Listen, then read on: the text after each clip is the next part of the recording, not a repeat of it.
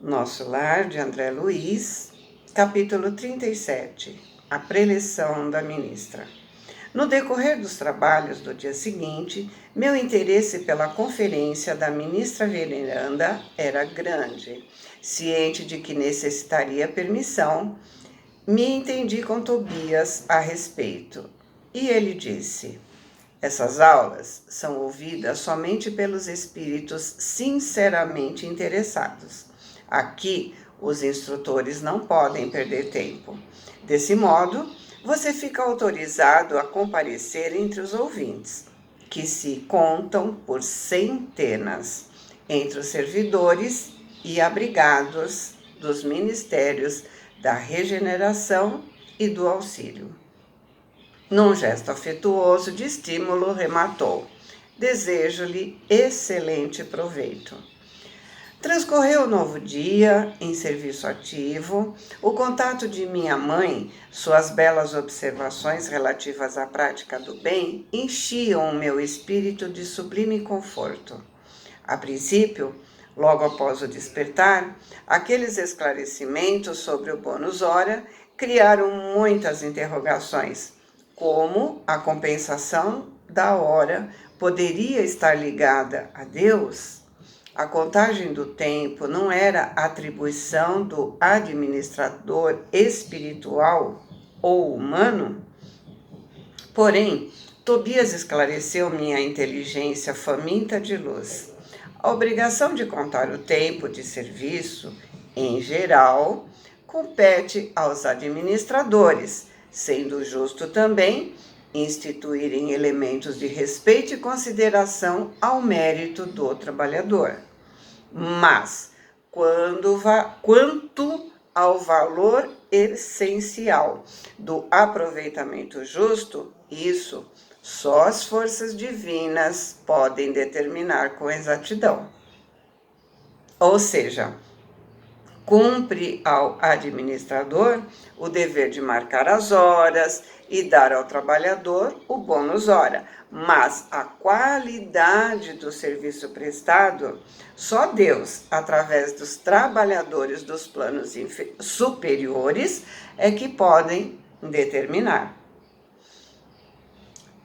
Há servidores que, depois de 40 anos de atividade especial, dela se retiram com a mesma incipiência da primeira hora. Quer dizer, saem da mesma forma que entraram, provando que gastaram tempo sem empregar dedicação espiritual. Assim como existem homens que, atingindo 100 anos de existência, saem dela com a mesma ignorância da idade infantil. Ou seja, o aproveitamento de cada hora depende de cada um.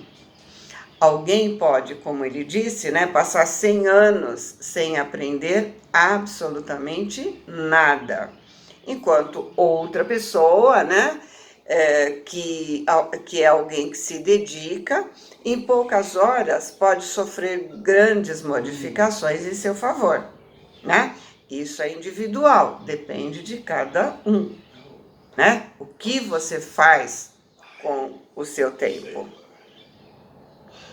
E Tobias disse: o conceito de sua mãe é tão preciso que basta lembrar as horas dos homens bons e dos maus. Nos primeiros, transformam-se em celeiro de bênçãos do eterno. Nos segundos, em chicotes de tormento e remorso, como se fossem entes malditos. Cada filho acerta contas com o pai, conforme o emprego da oportunidade ou segundo suas obras. Ou seja, a hora passa igual para todo mundo, Para os dois aí que ele falou. Mas cada um utiliza de forma diferente. Então, os frutos virão de acordo com as sementes plantadas, Como diz, cada um segundo as suas obras. Ou o que você fez com o seu talento, O que você faz com a hora que você recebeu? né? É bem isso. Essa contribuição de esclarecimento me auxiliou a ponderar o valor do tempo em todos os sentidos. Então, nós, né, também devemos meditar sobre o que estamos fazendo com o nosso tempo, quanto estamos trabalhando e como estamos trabalhando. E aí ele continua: chegada a hora destinada à preleção da ministra, que se realizou após a oração da tarde, me dirigi em companhia de Narciso e Salústio para o grande salão em plena natureza. Lembra, né, que ele contou que a ministra fez todo um projeto de salão à natureza, os bancos forrados com relva, para lá que eles estão indo, né? Então, verdadeira maravilha o recinto verde, onde grandes bancos de relva nos acolheram confortadoramente. Flores variadas, brilhando à luz de belos candelabros, exalavam delicado perfume. Calculei a assistência em mais de 1.000 pessoas, na disposição comum da grande assembleia. Notei que 20 entidades se assentavam em local destacado entre nós e a eminência florida, onde se via a poltrona da instrutora. A uma pergunta minha, Narcisa explicou: estamos na assembleia de ouvintes. Aqueles irmãos que se conservam em lugar de realce são os mais adiantados na matéria de hoje, companheiros que podem perguntar à ministra.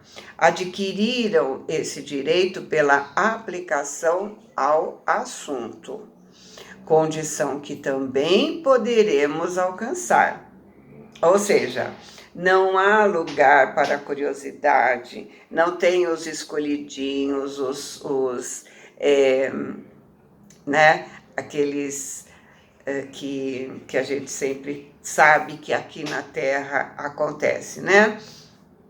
Mas sim, para esclarecimento de dúvidas daqueles que realmente estão dedicados ao assunto em questão.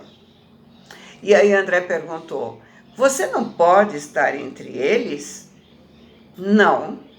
Por enquanto, posso me sentar ali somente nas noites que a instrutora trate do tema do tratamento dos espíritos perturbados. Porém, há irmãos que permanecem ali no trato de várias teses, conforme a cultura já adquirida. Ou seja, aqueles que já trabalharam ou trabalham em vários setores, né? Eles têm várias possibilidades, né? A dúvida de cada setor cabe a eles esclarecer, né? Agora, ela, como ela só trabalha ali com espíritos perturbados, só nesse assunto é que ela pode trazer alguma questão, né? Isso é o quê? Organização.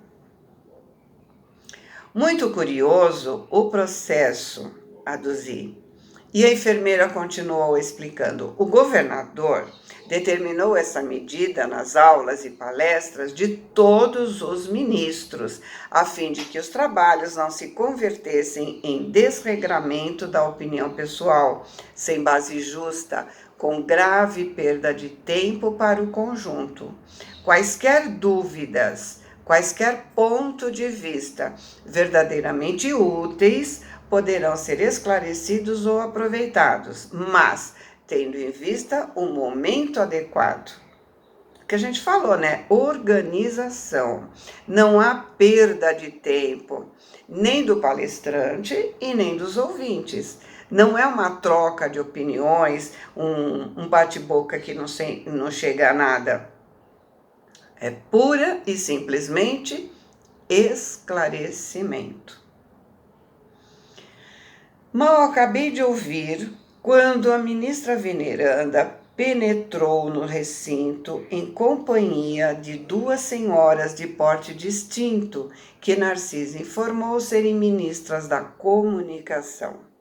Veneranda espalhou com a simples presença enorme alegria em todos os semblantes.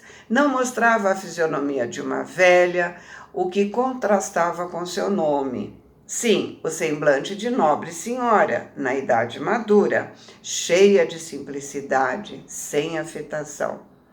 Então, como contaram que ela levou não sei quanto tempo para fazer isso, levou não sei mais quanto tempo para fazer aquilo, ele já imaginou assim uma senhorinha bem velhinha, né? Por isso o espanto dele. Depois de conversar ligeiramente com os 20 companheiros, como a se informar das necessidades dominantes na Assembleia em geral, com relação ao tema da noite, começou por dizer: como sempre, não posso aproveitar a nossa reunião para discursos de longa tiragem verbal, mas aqui estou para conversar com vocês, relacionando algumas observações sobre o pensamento. No momento, encontram-se entre nós algumas centenas de ouvintes que se surpreendem com a nossa esfera cheia de formas análogas, quer dizer, parecidas, né? Às do planeta. Não haviam aprendido o que o pensamento é linguagem universal? Não foram informados de que a criação mental é quase tudo em nossa vida? Ou seja, se já aprendemos que o pensamento forma a nossa psicosfera, né? Quer estejamos encarnados ou não. Então, por que a surpresa? O pensamento é formado no espírito, não no corpo. Portanto, é igual ao encarnado e ao desencarnado, porque continuamos com os mesmos pensamentos.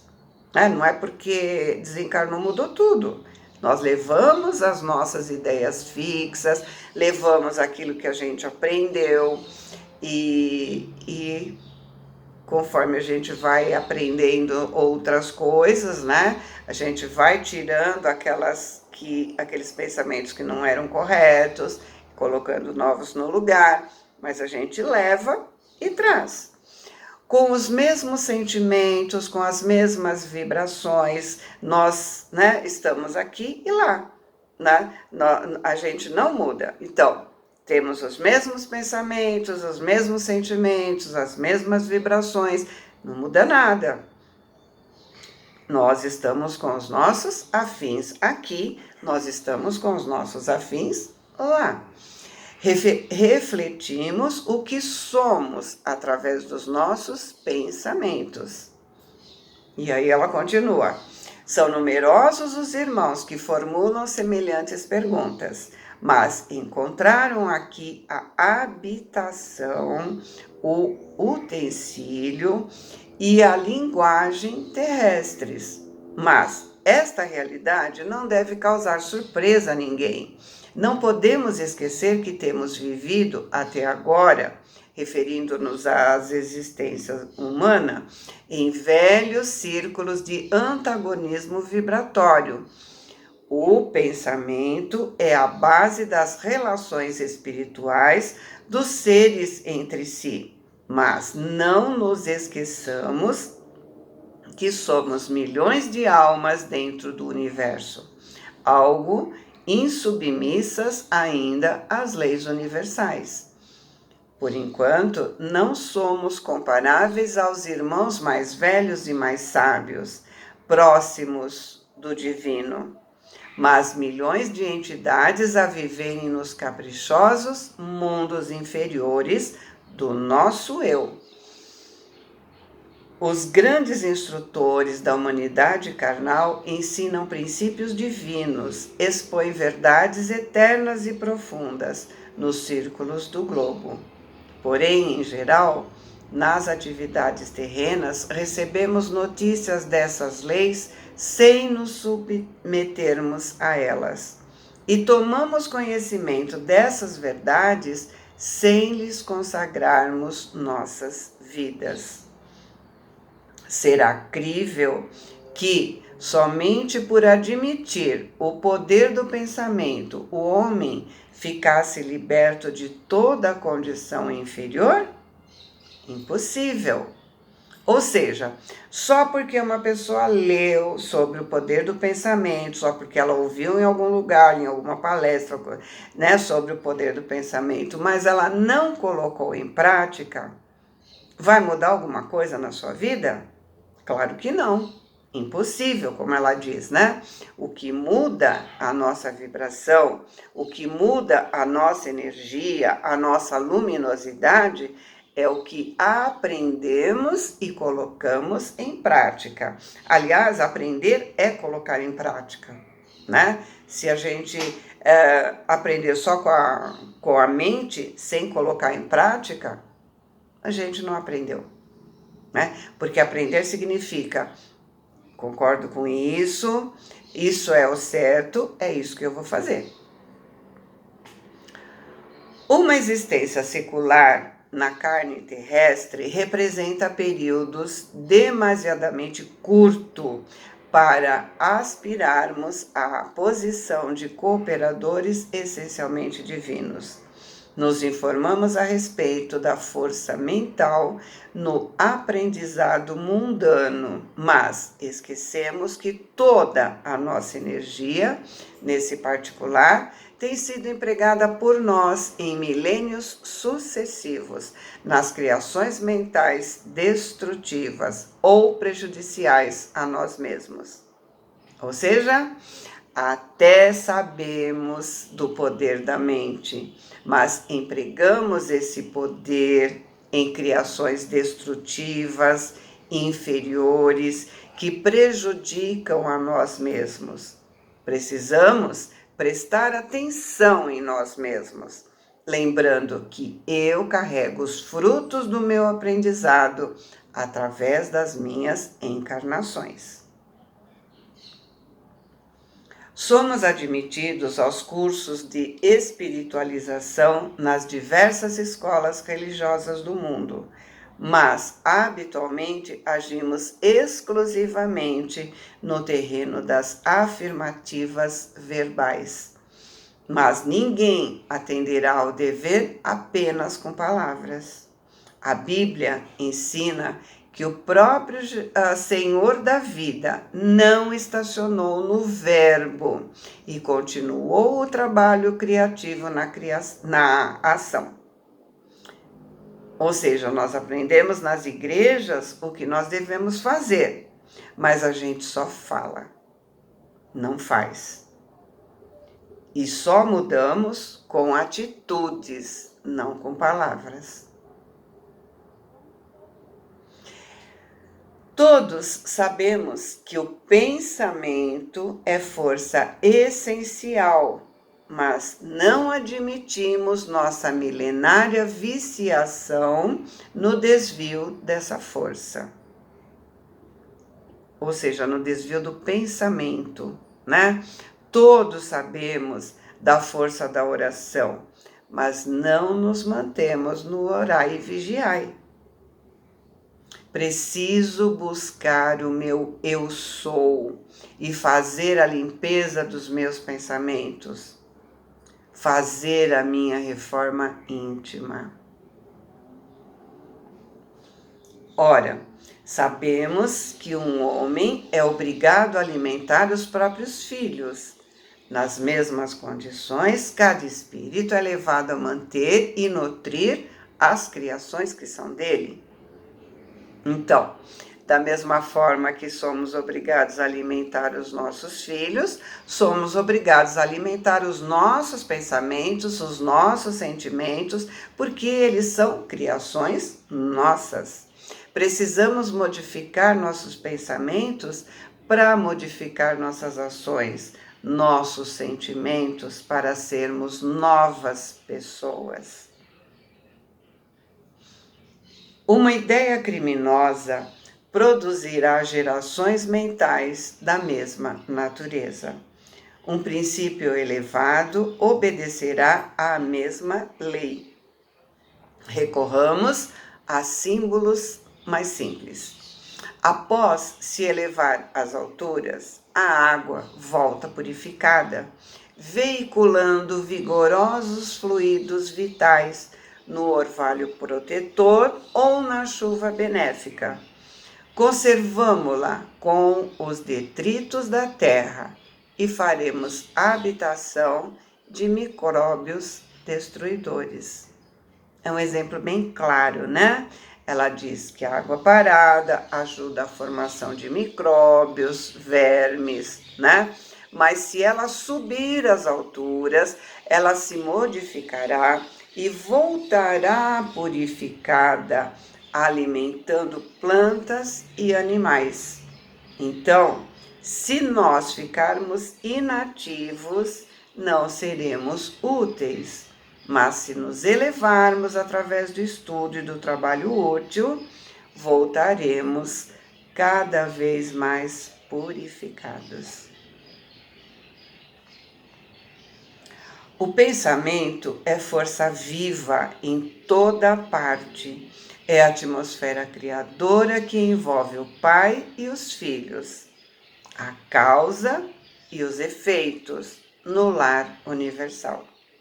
Nele, homens se transformam em anjos a caminho do céu ou se fazem gênios diabólicos a caminho do inferno. Vocês compreendem a importância disso? É certo que nas mentes evoluídas, entre os desencarnados e encarnados, basta o intercâmbio mental, sem necessidade das formas. E é justo destacar que o pensamento em si é a base de todas as mensagens silenciosas da ideia, nos maravilhosos planos da intuição, entre os seres de toda espécie. Dentro desse princípio, o espírito, que viveu exclusivamente em França, poderá se comunicar no Brasil, pensamento a pensamento, não precisando da forma verbalística especial, que nesse caso será sempre a do receptor. Mas isso também exige a afinidade pura. Porém, não estamos nas esferas de absoluta pureza mental, onde todas as criaturas têm afinidade entre si. Nos afinamos uns com os outros em núcleos isolados e somos forçados a prosseguir nas construções transitórias da Terra, a fim de regressar aos círculos planetários com maior bagagem evolutiva. Então, estamos em grupos por afinidade. Aprendemos e crescemos em grupo. Passamos para grupos espirituais, nos planos espirituais, aprendemos e crescemos em grupo. E vamos para outros grupos de aprendizado. Portanto, nosso lar, como cidade espiritual de transição, é uma bênção a nós concedida por acréscimo de misericórdia, para que alguns poucos se preparem à ascensão e para que a maioria volte à Terra em serviços redentores. Compreendamos a grandiosidade da lei do pensamento e nos submetamos a elas desde hoje. Depois de longa pausa, a ministra sorriu para o auditório e perguntou: quem deseja aproveitar? Então, essa pergunta tem que ser diária, né, para nós fazermos para nós mesmos. Quem de nós deseja aprender verdadeiramente e controlar o pensamento? Não são os obsessores que nos perseguem, muitas vezes somos nós mesmos que os atraímos com os nossos pensamentos. Somos nós que provocamos os conflitos familiares, os conflitos dos nossos locais de trabalho. Precisamos e podemos controlar nossos pensamentos para podermos ser mais felizes. Muitas doenças do corpo são formadas por pensamentos enfermos. Isso tem que estar na nossa mente sempre, para que a gente se force a mudar os nossos pensamentos, né?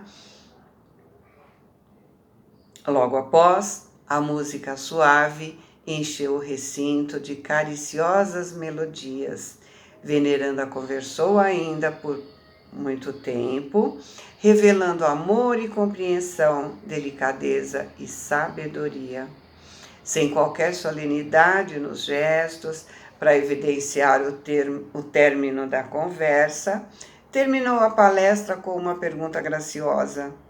Quando vi os companheiros se levantarem para as despedidas, ao som da música habitual, perguntei para Narcisa surpreendido: "Que é isso? Acabou a reunião?" A enfermeira bondosa esclareceu sorridente: "A ministra veneranda é sempre assim. Finaliza a conversa em meio ao nosso maior interesse.